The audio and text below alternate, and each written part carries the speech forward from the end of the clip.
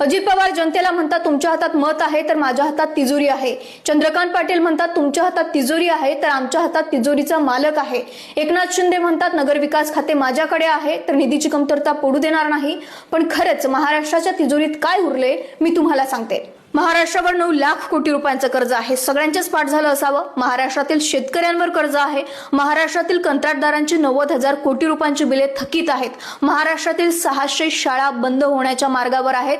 महाराष्ट्रातील 25,000 विद्यार्थ्यांचं भविष्य सध्या टांगणीला लागलेलं आहे आणि स्वराज्य संस्थांच्या निवडणुकांमध्ये नेते लाडकी बहीण योजना कोणी आणली याचं श्रेय घेण्यात अधिक व्यस्त आहेत। निवडणुकांमध्ये खर्च मर्यादा असली तरी प्रत्यक्षात काय चालू आहे सगळ्यांनाच माहित आहे। जगात सर्वाधिक निवडणुकांमध्ये खर्च भारतात होतो। हजारो कोटी रुपयांच्या योजनांचे वचने दिली जातात। निवडणुकांआधी हजारो कोटी रुपये लोकांच्या हातात दिले जातात आणि हा पैसा नेते त्यांच्या जमीन विकून आणत नाहीयेत। हा जनतेचा पैसा आहे। जनतेचाच पैसा खर्च करून त्यांच्या पक्षाचे झेंडे तुमच्या हातात दिले जातात आणि टोप्या तुमच्या डोक्यावर घातल्या जातात।